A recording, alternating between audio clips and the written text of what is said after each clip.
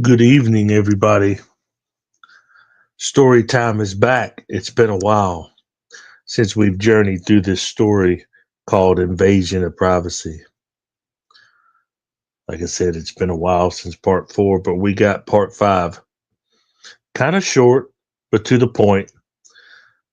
I just don't want to give anything away. I want to save everything for part six, which is coming soon. That will be probably the finale. We'll probably wrap it all up in part six. But we're getting down to the nitty gritty. Tensions are flaring.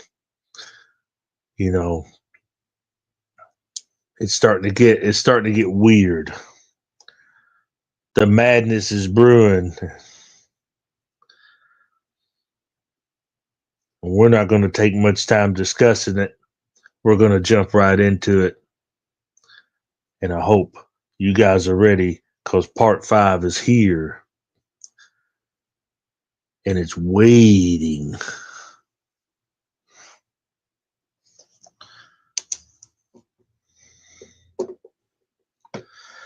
So here we go.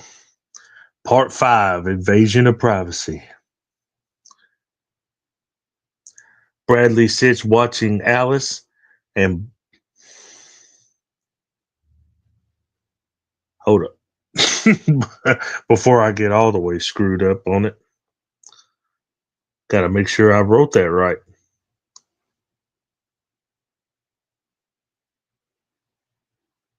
Okay, yeah, okay. Now, almost had a brain fart there. Anyways, Bradley sits watching Alice and Brandon's house. The night air becomes calmer and cooler. A storm is drawing near. Sarah battles guilt, knowing she is hiding the fact that she was in the beginning. Excuse me. Let's just start all that over with because I seem to be screwing my own story up. Bradley sits watching Alice and Brandon's house. The night air becomes calmer and cooler. A storm is drawing near. Sarah battles guilt, knowing she is hiding the fact that she, in the beginning, was supplying victims to this madman. Wanting to tell her brother, but afraid of his reaction when finding out. Hey, Kate, what's going on? I made a live. Yeah. Oh yeah. We got part five of Invasion of Privacy going. Stick around. You might you might like it.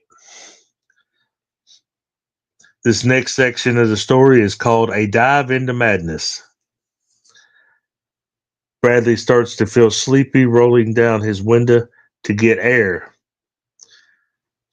A hand wearing a black glove enters, grabbing his throat, choking.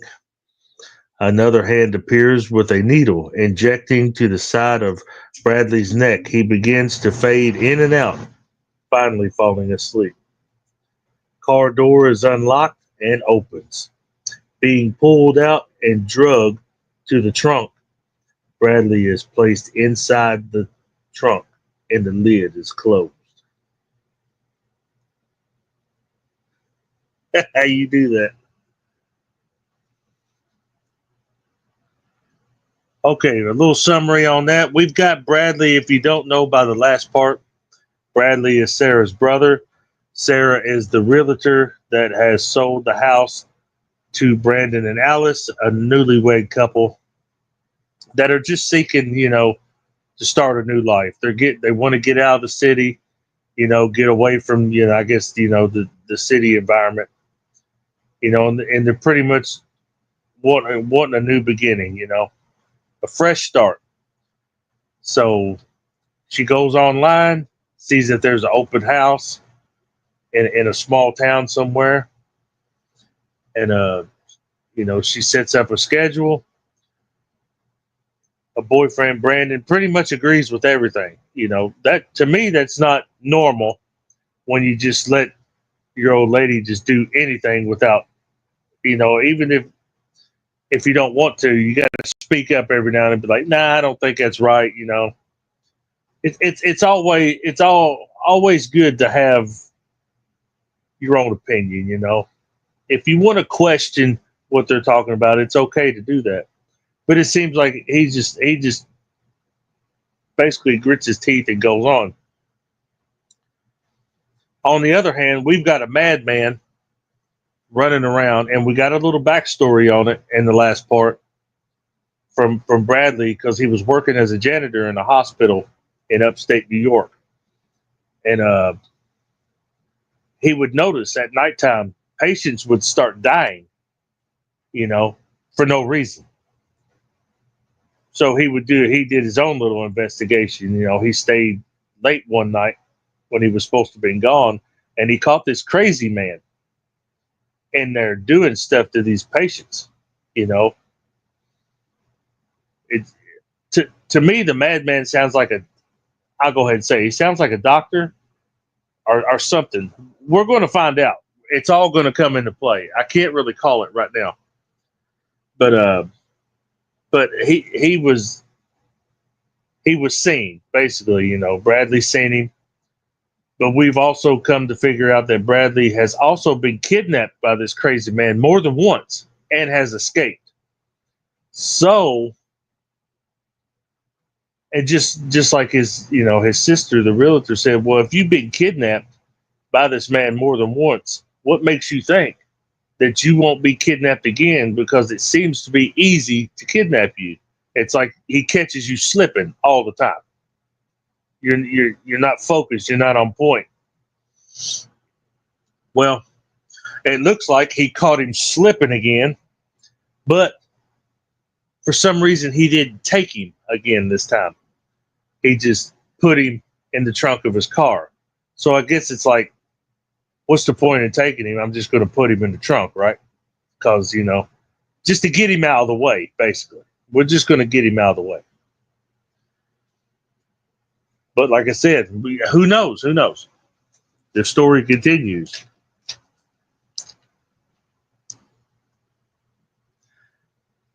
Tensions start to flare up as Brandon starts to feel weird about being the only homeowners on the road. Alice is confused, while Brandon bursts out the front door to do his own investigation of the area. Brandon is wigged out. Him and his newly bride have been the only couple on this block or on this road for months, and there's houses around them. There's never anybody new moving in, never anybody moving out, because there's nobody there. It's starting to really, wig him out. Why hasn't somebody moved in? We've been here for 6 months to almost a year. We don't. There's no neighbors. There's nothing. It's just been us. There's something weird going on.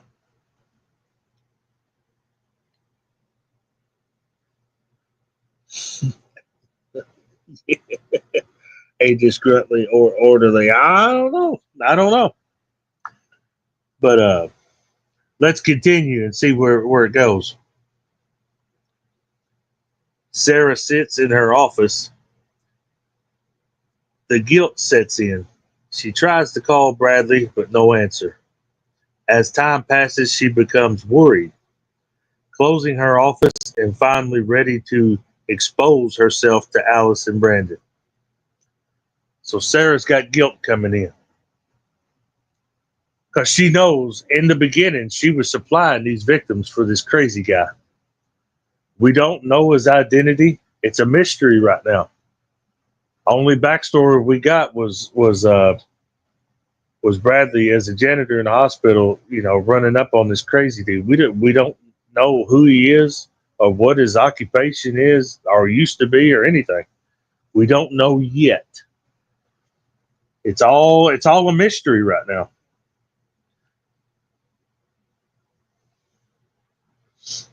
But Sarah is wanting to come clean. But she's got to find a perfect way to come clean, because she doesn't want them to panic, And it's like, you just can't come out and say, hey, the reason why you're the only people on the block is I'm giving you to this crazy guy to do some weird experiments on.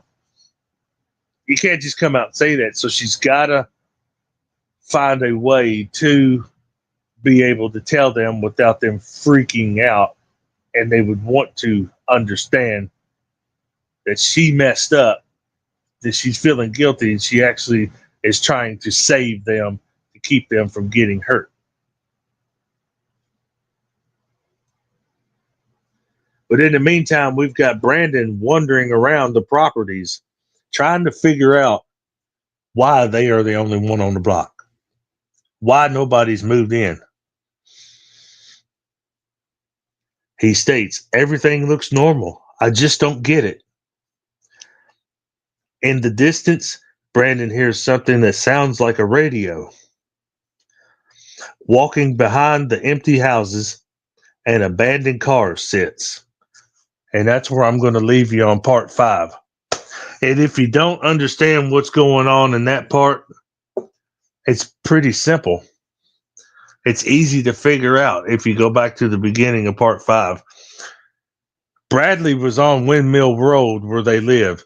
He was sitting there, supposed to be in the cut. He's watching. He's basically watching their house because he's trying to catch the crazy madman. But unfortunately, looks like the madman caught him watching. So we got Brandon, and he's trying to scope out. He's doing his investigation. He's trying to figure out what is there a problem with these houses while people is not moving in? Is there something wrong with the property? Or maybe he's just over analyzing and over, kind of going overboard with it, Alice is worried because he's getting frustrated. He's starting to, it's really taking a toll on him. His attitude is starting to change, while being there. He's becoming, it's just wigging him out, basically. And you got Sarah feeling guilty because she has put them in a predicament, predicament that's probably going to get them hurt or killed. So she's trying to redeem herself, in some way or fashion. And her brother has been on a hunt for, has been captured by this guy twice. He's pretty much been keeping up with him, trying to track him down. But he has no idea that his sister plays a major plot hole character in all this. He has no idea that she was working for the bad side at one point. That has not come out yet. That it's coming. It's coming. What'd you say, Kate? Obsessed? Yeah. I believe. Yeah, Bradley is kind of. I can't say that he's obsessed. It kind of seems like he's just trying to figure out. He's curious of why he's doing this. I think it's and he might have a slight obsession to trying to track him down. But the crazy doctor, when you hear the dialogue, when I bring you the dialogue of this crazy man, you're gonna see that he's a special character, and what he's trying to do to these people, he and pretty much bring his theory to reality. If you've ever seen the movie H.P. Lovecraft's Reanimator, and you understand that character, it's like, bringing dead things back to life was basically that character's thing. He said he could take something dead and bring it back to life, or something that's died. Basically, something that's died, he could bring it back to life. But he could never get the format down to where it would actually stick.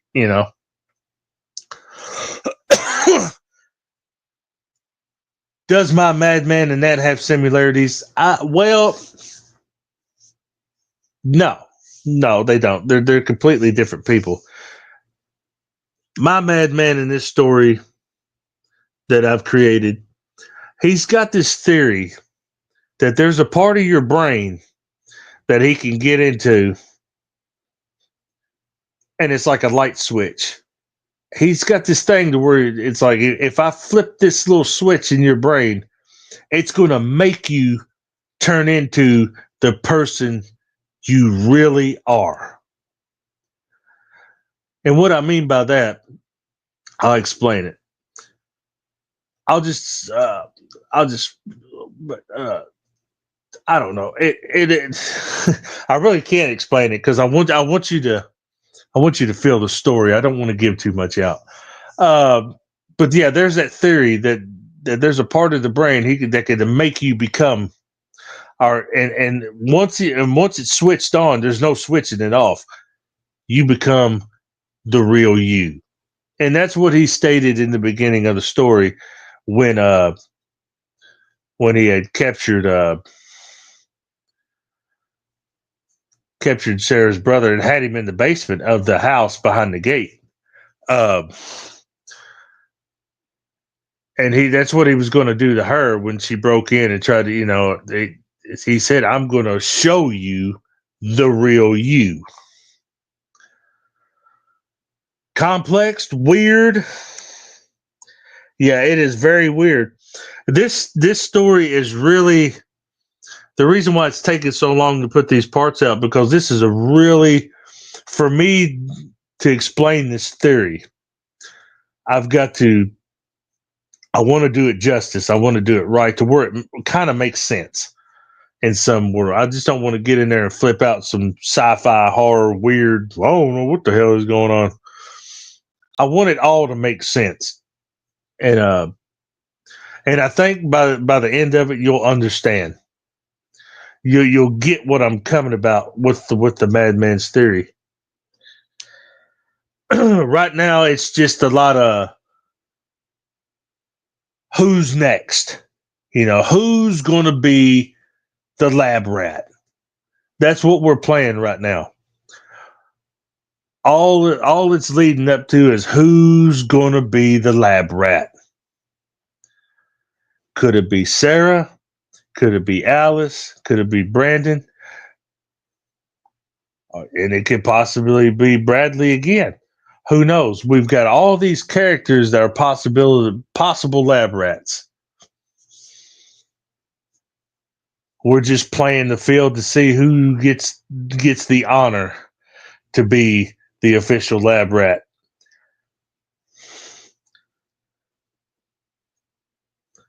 But that was part 5, and I hope I explained it as much as I could without giving anything away. If you're not familiar with the other parts of the story, they are on my channel. Go to my playlist. I've got them all together. All my little anthology stories I've been writing. Backwoods Terror, What Lies Inside, and Rush. All of them are put together in their own playlist. Feel free to enjoy all those stories. They all stand alone, I think. They're all unique in their own way. And they're all great stories. To me, when I'm writing this stuff, I can visualize a nice little TV series, a little mini series, as long as it's done right, it would be something to see live action, see it play out. Because as I'm writing it, I'm playing it out in my head. I'm doing play by play. But to actually see it come to life would be amazing. Would be awesome. As long as I had my point of view on how things were going. My creative point of view. But anyways, there you go. I'm sorry it was short.